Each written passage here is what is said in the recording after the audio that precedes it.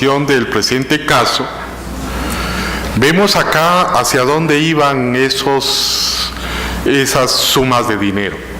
La investigación hasta el momento abarca 3 grupos empresariales cuyo factor común es que son controladas por el señor Alejandro Sinibaldi a través de empleados del grupo Arco, trabajadores del MISIBI, familiares y amigos. Así, por ejemplo, una persona que desempeñaba sus labores como bodeguero era el dueño de un lujoso apartamento en el edificio Tiffany. En algunas ocasiones, adquisiciones que aparecían abiertamente ligadas al señor Alejandro Sinibaldi, se usaba la modalidad de préstamos bancarios pagados en pocos días. Los grupos utilizados. En el primer grupo encontramos las empresas constructoras Benelli, Agropecuaria y Constructora Agua Azul, Agropecuaria y Constructora El Florido. En el segundo grupo, Agropecuaria Nápoles, Hacienda Mil Amores, Servicios Marítimos del Sur, Servicios Marítimos del Norte. El tercer grupo, Arco, Outsourcing Centroamérica, ANM Outsourcing, Hacienda Agua Negra, Constructora del Puerto, Inversiones ASA, Seguridad ASA, Imágenes Urbanas, Inmobiliario Urbano. Se han identificado 4 fuentes de ingreso de los 3 grupos empresariales. ¿Cuáles eran esas fuentes? Una primera situación, pagos de contratistas del MISIBI. El segundo de los casos, traslados de dinero entre las empresas de los 3 grupos. Una tercera modalidad, el ingreso de efectivo. Y la cuarta, ingreso de dinero en empresas con actividades comerciales lícitas, pero que mezclaban capitales ilícitos, como por ejemplo el grupo Arco. Acá vemos los periodos en los que se da la mayor adquisición de bienes y encontramos acá, tal como aparece en la presentación, que ocurre cuando el señor Alejandro Sinibaldi ejerce las funciones de ministro de Comunicaciones entre los años 2013, 2014 y 2015. ¿Qué tipo de bienes eran los adquiridos? Encontramos acá fincas ganaderas y agrícolas, casas y apartamentos en lugares de alta plusvalía, inversiones millonarias en mejoras de infraestructura a casas, transporte aéreo, tales como helicópteros y avión, transporte marítimo, lanchas y yates, vehículos de lujo, maquinaria para la construcción y para la agricultura, colecciones de arte, piezas decorativas de alto valor, como importación de alfombras persas y adornos de Indonesia. Acá podemos ver en las imágenes, cuando hablamos de las casas y de los apartamentos de alta plusvalía, pueden ustedes ver ahí en esas imágenes cómo invertían esos dineros. Acá vemos, por ejemplo, que les nominaban Casa Noble, ubicada en Antigua Guatemala. Ese inmueble, tal como aparece ilustrado ahí, se encuentra actualmente inmovilizado. También un apartamento en el edificio Murakami, que también ha sido inmovilizado. También acá encontramos una casa en el puerto que le habían nominado Mi Sueño. Esa casa también, como ustedes pueden ver en las imágenes, era de lujosa presentación. También se encuentra inmovilizada. Acá vemos también una casa que fue nominada como Casa Bonita, ubicada en Musbal. En este caso en particular también se iniciará el proceso de extinción de dominio. Acá en la siguiente imagen ustedes pueden visualizar las fincas ganaderas y agrícolas. En una primera parte, las fincas ubicadas en Petén.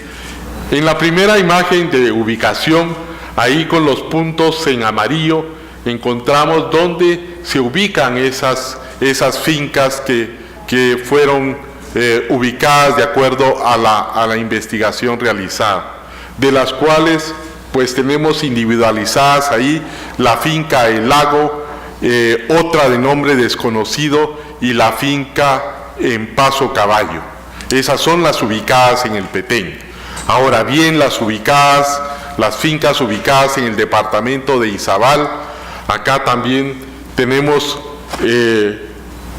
estas fincas que están en proceso de iniciación de extinción de dominio. Hablamos también hace un momento de que había transporte marítimo. Ahí pueden ver ustedes en la presentación estos yates, Yate Italia, el Yate Bohemio, estos vehículos ya han sido inmovilizados. Hablamos también de transporte aéreo. Acá podemos ver un avión de lujosa presentación. Igualmente tenemos ahí 2 helicópteros, los cuales también en esta parte ya se han inmovilizado.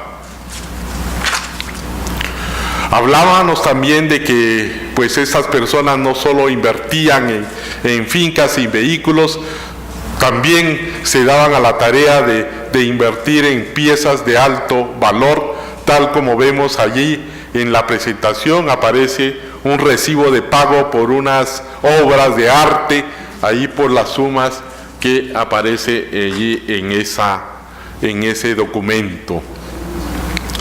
La estructura criminal buscaba mover el capital también. No se quedaron solamente en Guatemala, sino que movieron algunos recursos también de manera internacional y lo hicieron hacia Nicaragua. Ahí movieron algunos capitales. Las operaciones de lavado a nivel internacional, por medio de operaciones típicas de lavado de capitales a nivel internacional, la estructura buscó legitimar las ganancias en otro país, en este caso Nicaragua.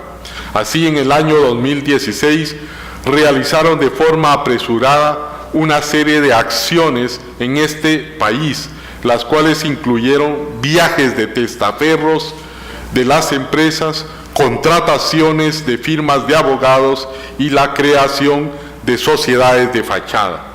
Al tener empresas y sociedades ya registradas en Nicaragua, empezó el blanqueo de capitales por medio de operaciones ficticias como préstamos con las empresas ubicadas en Guatemala.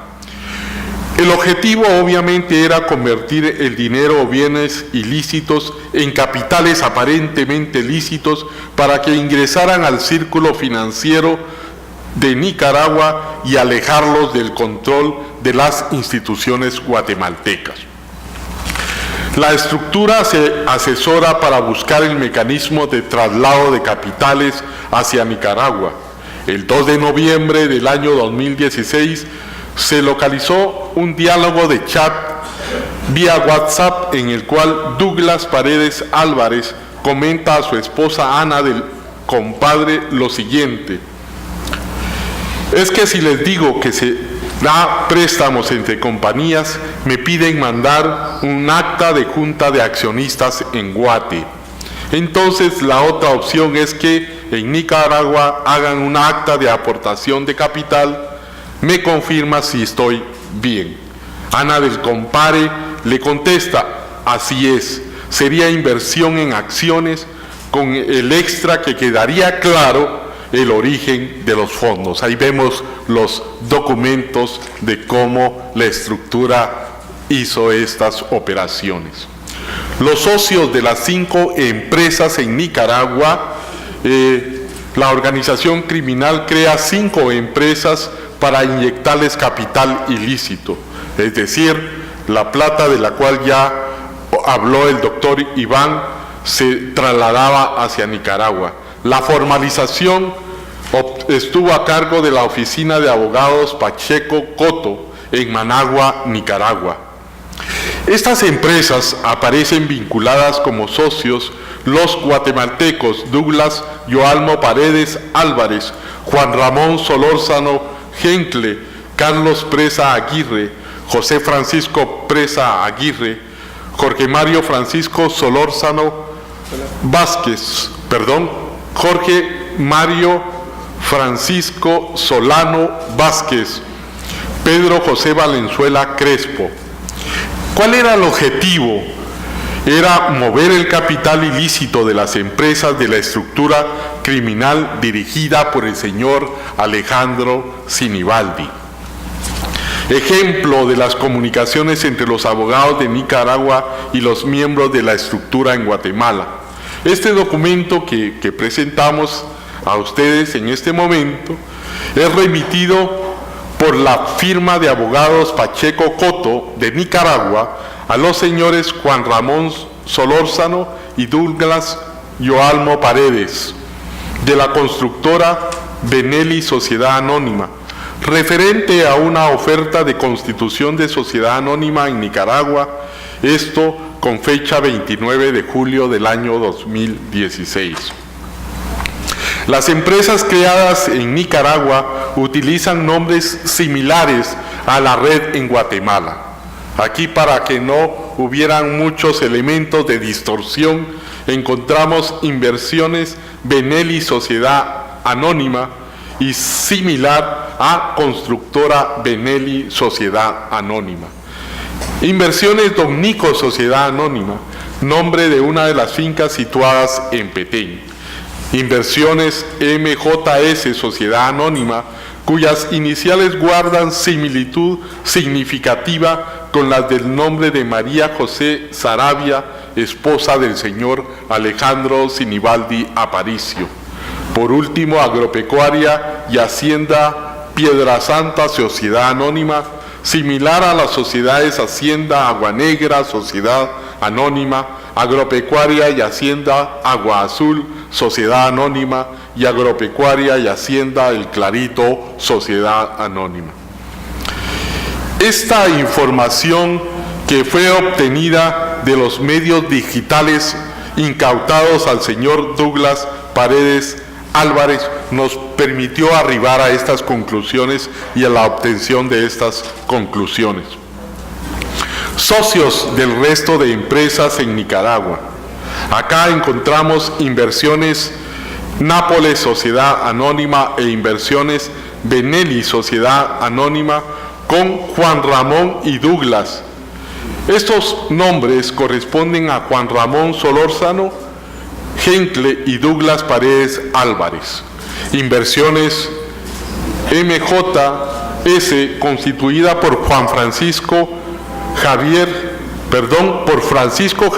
Presa Aguirre, hermano de Carlos Presa Aguirre, quien se vincula con las sociedades Constructora Agropecuaria Agua Azul Sociedad Anónima y Hacienda Mil Amores Sociedad Anónima, empresas ambas que conforman el entramado societario utilizado por el grupo criminal para el movimiento de bienes y activos diversos. Inversiones MJS,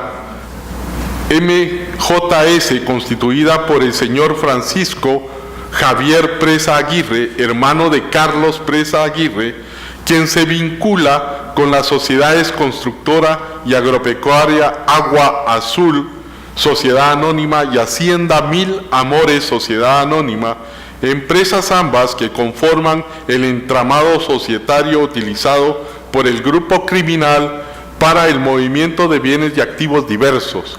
Carlos Presa es además el administrador de al menos 2 de las fincas ganaderas ubicadas en Petén que se vinculan con el señor Alejandro Sinibaldi Aparicio.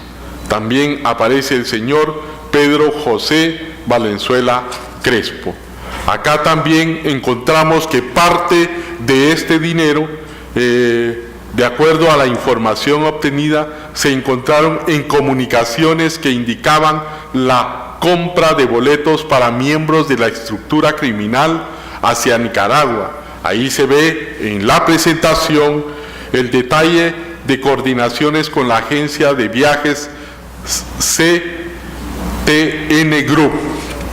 Ahí podemos ver en la presentación cómo fue que se concertó con estas para los viajes. La estructura opera en Nicaragua mediante un esquema de préstamos con las empresas de Guatemala.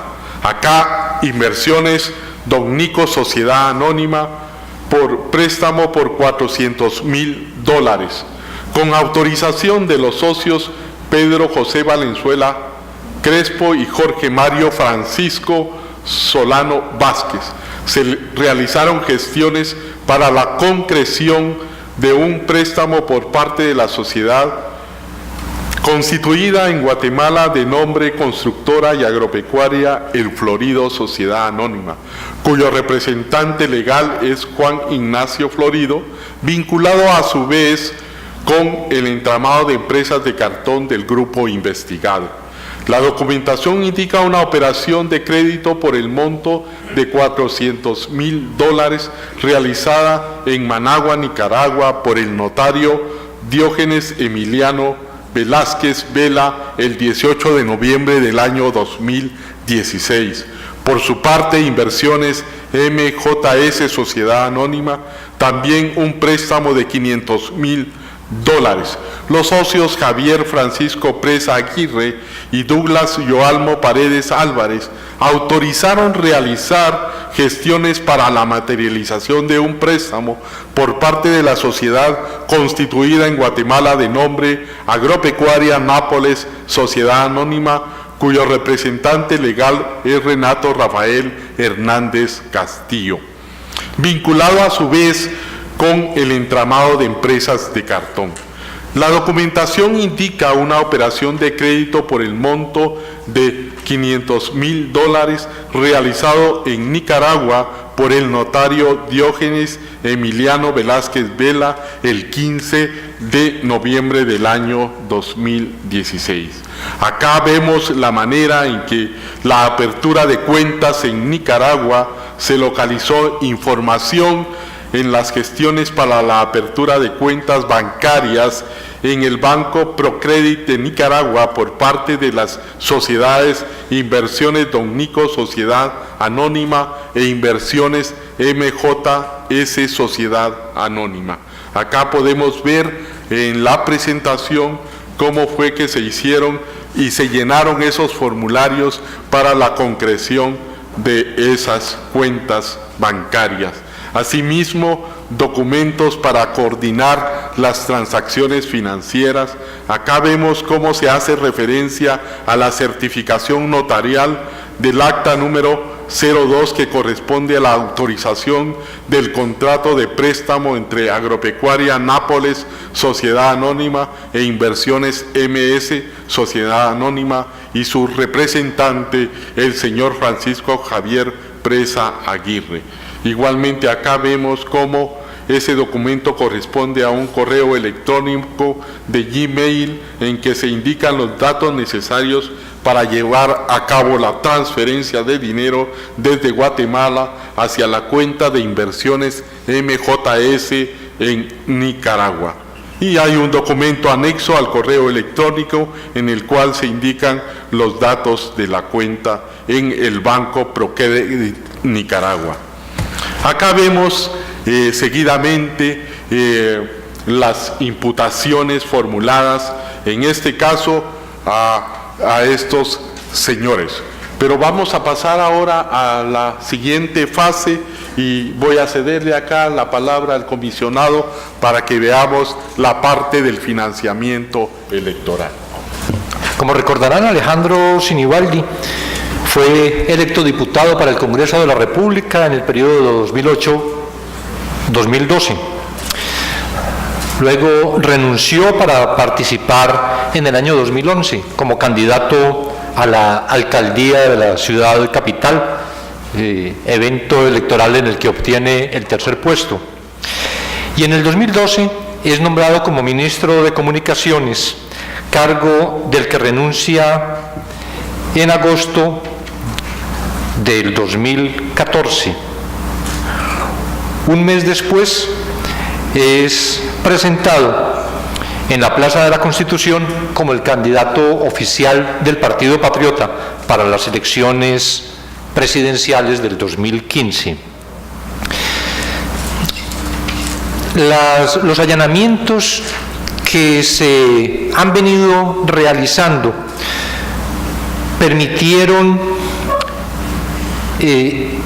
obtener en entidades vinculadas con Alejandro Sinibaldi una gran cantidad de documentación que, luego de ser analizada por los investigadores financieros, encontraron que había ingresado a cuentas relacionadas con esas empresas del señor Sinibaldi recursos para las campañas de los años 2011 y 2015. En la campaña del 2011 se detectó financiamiento proveniente de la empresa de telefonía Telgua S.A., cuyo monto asciende a la cantidad de 15 millones de quetzales.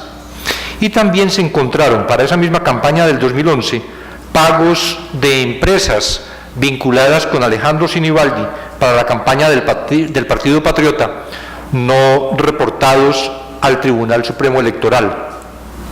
En tanto que para la campaña del 2015 se identificó el financiamiento proveniente de las entidades de cartón controladas por Alejandro Sinibaldi, a que habíamos hecho referencia en la primera parte de la presentación, y el dinero era canalizado luego para realizar los gastos de campaña. En esta modalidad se lograron detectar gastos al menos por 12 millones de quetzales. Respecto de la primera modalidad del financiamiento ilícito en la elección del 2011, los pagos de Telgua, para saber por qué existía en los documentos encontrados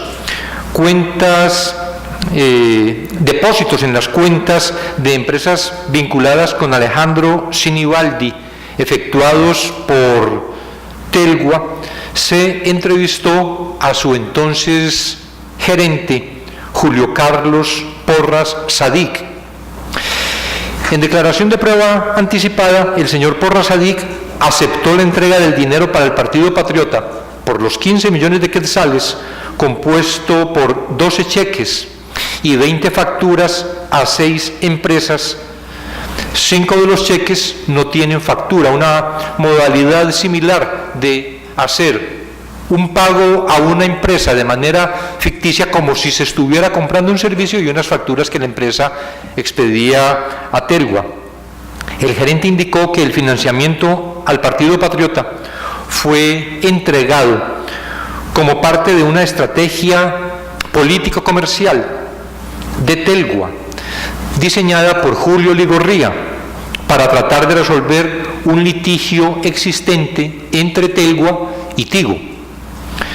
El señor Porras fue condenado, ya se encuentra condenado a 3 años de prisión, sentencia del pasado 29 de junio, por el delito de financiamiento electoral ilícito. Le fue suspendida la ejecución de la pena, pero debe pagar a título de multa. Se suspende la ejecución de la pena con el cumplimiento, además de ciertas obligaciones que se le imponen, pero además debe pagar a título de multa 500.000 quetzales, y se comprometió con la empresa a la construcción de 2 salas de videoconferencia para enlazar al Ministerio Público con el organismo judicial por concepto de reparación digna. El señor Porras Sadik significa esto. Asumió la responsabilidad del financiamiento, se estableció un convenio con él. En virtud de ese convenio, él contó cómo se había producido, como veremos enseguida, cómo se había producido esa actividad, las circunstancias en las que se pagaron los 15 millones de quetzales, pero adicionalmente fue entonces condenado a 3 años de prisión y las otras sanciones y reparaciones indicadas. En la declaración de prueba anticipada, Julio Carlos Porras dijo que a raíz de unas resoluciones que habían adoptado la Superintendencia de Comunicaciones y el Ministerio correspondiente durante el gobierno del partido de la UNE, Tigo salía favorecido en una reclamación que tenía pendiente, que le había formulado a Telgua en 1998, por la que debería pagarle la cantidad de $400 millones. Dicho esto, entonces, significa que una discusión por unas relaciones entre Telgua y Tigo que determinaban, según Tigo, el pago de $400 millones que debía hacerle Telgua, eso que estaba en una discusión entre las empresas fue en virtud de unas resoluciones que se adoptaron en el gobierno de la UNE, se tomaron decisiones que finalmente favorecían la posición que reclamaba Tigo. Buscó entonces el señor Porras acercamientos con el presidente Colom, con su secretario Gustavo Alejos, con el superintendente Maynor Samayoa, para tratar de resolver administrativamente la problemática. Y como esto no fue posible, entonces ya se llegó al punto de la judicialización. Telgua no obtuvo ninguna resolución favorable, es lo que nos cuenta el señor Porras Sadik, supuestamente porque Tigo había comprado influencias en las diferentes instancias judiciales del país. Entonces alguien le recomienda a Porras que para resolver este problema, que este problema no se iba a resolver jurídicamente, que para resolverlo acudiera a los servicios del señor Julio Ligorría Carballido. Para neutralizar a Tigo, continúa exponiendo el señor Porras, Ligorría Carballido propuso como estrategia construir un acercamiento con los candidatos del Partido Patriota, que en ese momento lideraban las encuestas. Lo que decía el señor Ligorría es que Telgua debía mostrar una cercanía tal con los candidatos del Partido Patriota que atemorizaran a Tigo, y que entonces de esa manera podrían lograr un arreglo, pero que para hacer esto era indispensable que Telgua igualara por lo menos el financiamiento, los dineros que ya Tigo le había dado a la campaña del Partido Patriota. Se aceptó la estrategia y entonces Julio Ligorría le entregó a Julio Carlos Porras un listado con el nombre de varias empresas y diferentes montos. Justamente muchas de esas empresas de cartón mencionadas y otras, por lo que al señor Ligorría, por esta acción que iba dirigida al financiamiento de la campaña política, se le habrá de imputar, al ser capturado o si se hace presente ante la justicia, el delito de financiamiento electoral ilícito como determinador de esta conducta para Telgua. Las empresas que estaban directamente relacionadas con el señor Sinibaldi, como Impresos Urbanos, Arco Outsourcing de Centroamérica, Inversiones ASA y Seguridad ASA, expidieron facturas por servicios no prestados para ocultar el motivo de la entrega del dinero. La misma operación se realizó para la segunda vuelta electoral. Posteriormente, se dieron acercamientos con Otto Pérez Molina y se solicitó una reunión en México con el señor Carlos Slim propietario de América Móvil, que es la dueña de Telgua. Esta reunión se realizó en agosto del 2011, con la presencia de Otto Pérez, Roxana Valdetti, Alejandro Sinibaldi y Julio Ligorría, quien se presentó en esa ocasión como el futuro canciller de Guatemala, no como un asesor de Telgua. Ligorría tomó fotografías de la reunión y pocos días después fueron publicadas en un medio de comunicación guatemalteco, con lo que se le enviaba a Tigo el mensaje incontrastable de que existían unas muy buenas relaciones entre Telgua y los futuros gobernantes de Guatemala. Estos son algunos extractos de la declaración de Julio Carlos Porras Sadik, declaración en la que continúa el señor Porras, que luego de publicadas esas fotografías que ven ustedes en pantalla, personeros de la empresa Tigo tomaron contacto con Julio Ligorría para que organizara una reunión con Telgua para llegar a algún acuerdo. Es decir, que surtió efecto la estrategia del señor Ligorría. Tigo se asustó con esa proximidad entre Telgua y el futuro nuevo gobierno, entonces busca el aproximamiento a Telgua para solucionar el problema.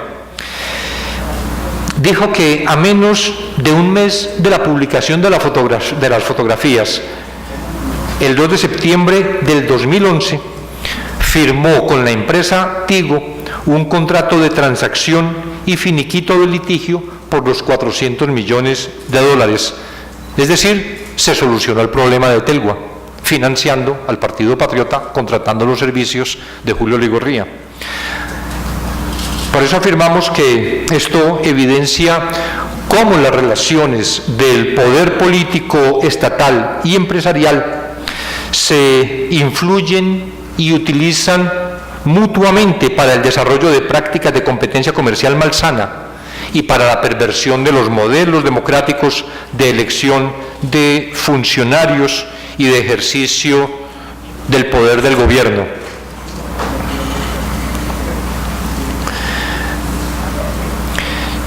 Estos son los cheques entregados por Telgua para la campaña del Partido Patriota. Algunos facsímiles de los cheques entregados.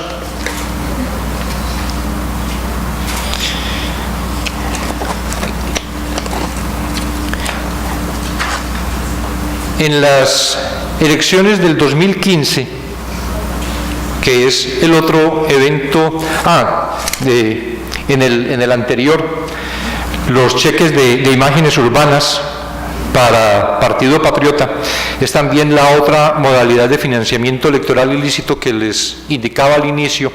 En este caso, lo que ocurre es que empresas vinculadas con Sinibaldi pagan gastos de publicidad que no son reportados como aportes al Tribunal Supremo Electoral, y de ahí que se comete el delito mencionado. En el 2015 también hay pagos provenientes de las empresas vinculadas con Alejandro Sinibaldi. Él requiere los servicios de dinámica publicitaria para desarrollar la estrategia de circuito de vallas publicitarias, pantallas electrónicas, pasarelas, incluido el diseño de imagen, impresión, instalación y alquiler de espacios a nivel nacional. Un correo electrónico dirigido a Rubén Eduardo Mejía, que entonces era el viceministro de Comunicaciones, en enero del 2015, especifica los términos de la negociación. Este correo se envía con copia a Annelise Herrera, que es asistente de Sinibaldi, era asistente de Sinibaldi Aparicio y empleada del ministerio. las empresas de cartón Benelli, Agua Azul y Servicios Aéreos y Marítimos del Sur, así como sociedades que mezclaron capital lícito con dineros ilícitos, como Agropecuaria Nápoles y Arco, pagaron directamente a la empresa Dinámica Publicitaria servicios de publicidad para Alejandro Sinibaldi por un monto total de 12.410.000 quetzales. La empresa Dinámica Publicitaria proporcionó los soportes de los pagos recibidos entre enero y abril del 2015 por los servicios de publicidad electoral para Alejandro Sinibaldi, indicando que todos los cheques para cancelar el servicio le fueron entregados en una misma dirección, que es la que registran las sociedades Hacienda Agua Negra, Agropecuaria, debe ser Nápoles, y Constructora del Puerto, representadas por Alejandro Sinibaldi. Y aquí se ven en el cuadro siguiente las evidencias de ese financiamiento. Entre lo que destaca en las evidencias del financiamiento, un cuadro en el que aparecen indicados en el extremo derecho, en el que aparecen indicados los cheques, los bancos, los giradores, los destinatarios, las fechas. Esos pagos eran controlados fundamentalmente por el contador que tenía el señor Sinibaldi, cuya captura se produjo en la mañana de hoy.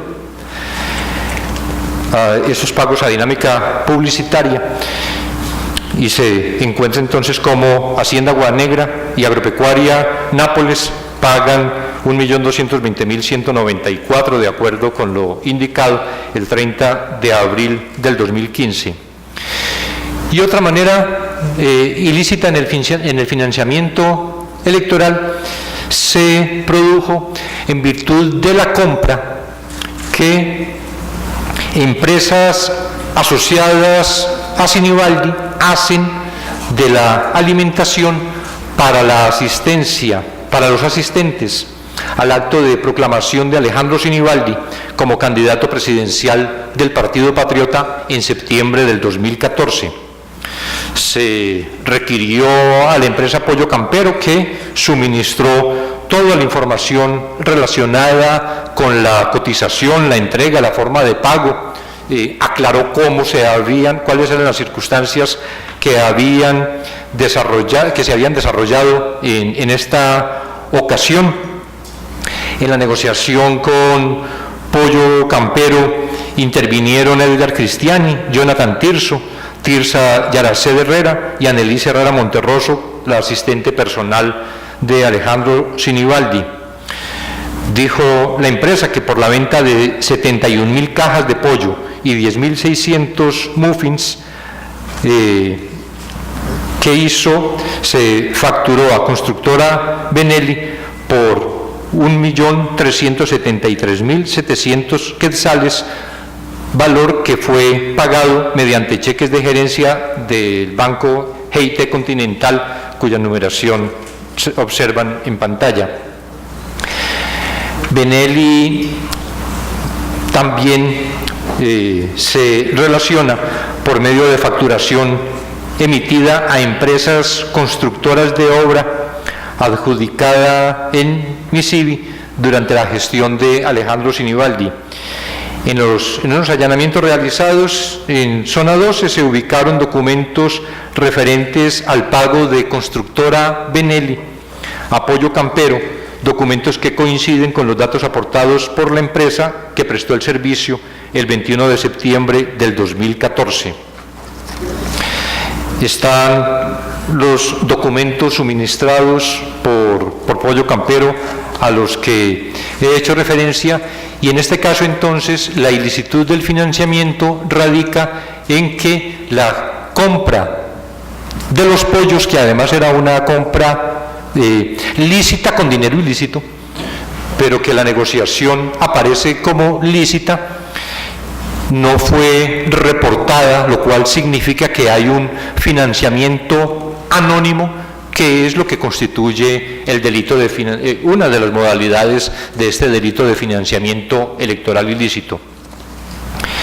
Concluimos de esta parte que en las campañas electorales se ha establecido como una mala práctica recurrente la entrega y recepción de recursos privados de origen lícito, pero también ilícito, a favor de un partido o un candidato determinado, dineros que se entregan de forma oculta, es decir, con la intención de esconder el origen y el destino de los fondos, convirtiéndose entonces en financiamiento electoral ilícito. Esta práctica se evidenció en la campaña política del Patriota tanto en el 2011 como en el 2015. Y el desarrollo de la investigación permitió determinar que ese entramado de sociedades del señor Sinibaldi, entre las que se encuentran las que recibieron el pago de sobornos, aquellas 3 empresas de cartón que mencionamos al inicio de esta exposición, que recibieron ese pago de soborno de parte de empresas contratistas del Ministerio, y las que mezclaron capital lícito e ilícito, dado las transferencias que se hacían de estas empresas de cartón a empresas que funcionaban legalmente, canalizaron estos dineros directamente hacia la campaña electoral de Alejandro Sinibaldi, cerrando así un verdadero círculo vicioso de corrupción en el que los recursos del Estado, extraídos ilícitamente, se destinan a campañas electorales para lograr la elección de candidatos que, al llegar al poder, reproducirán el esquema corrupto. Todo esto, como lo habíamos presentado en julio del 2015, con el informe de la CICIG, el financiamiento de la política en Guatemala, que muestra exactamente esta circunstancia, aunque a nivel local. Aquí ya pudimos verificar que las hipótesis sobre las que se sustentó el informe y luego las conclusiones que produjimos como recomendaciones además para el Estado de Guatemala en esta necesidad de legitimar sus instituciones, del fortalecimiento institucional requerido, aquí encontramos que efectivamente todo esto se hizo de manera similar en este círculo vicioso de la corrupción, pero ya a un nivel más elevado, a nivel nacional.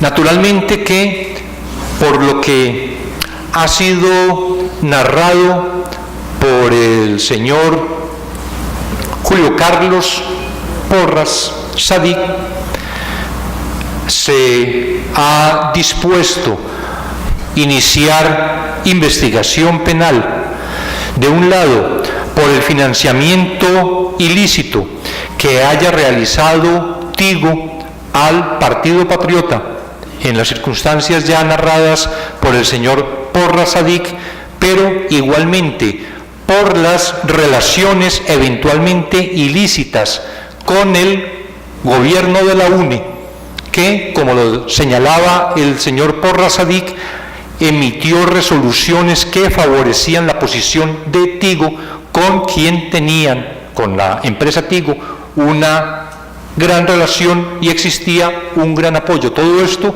será objeto de verificación en labores investigativas que ya con la señora Fiscal General de la República hemos convenido que deben iniciarse de manera inmediata.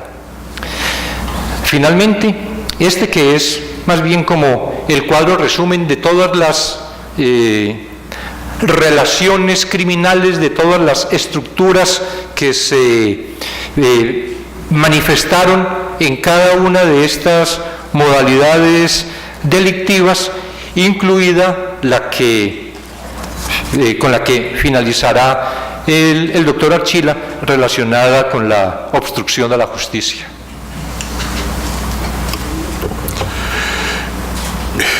Estamos presentando a ustedes un caso de investigación compleja, tal como ustedes lo han podido apreciar. Es un caso especial allí económico, y voy a dar aquí en este momento algunos elementos que condujeron a concluir de que ha habido obstrucción a la justicia. En un primer momento encontramos que hay destrucción de evidencia. El grupo criminal intentó ocultar y destruir información relacionada con las operaciones de lavado. Esto implica la obstrucción. Por otro lado, también en diligencias de investigación se allanó una ofibodega en la que se encontró documentación incinerada. Entonces, es decir, hubo también quema de documentos importantes. Se allanó la casa del contador de la estructura criminal, el señor Douglas Paredes, en donde se encontró información digitalizada, probablemente correspondiente a la misma que había sido destruida. Se allanó una bodega a cargo del señor Juan Ramón Solórzano, donde la estructura criminal había resguardado información de las operaciones de lavado. También hubo parte de obstrucción en relación a los testigos.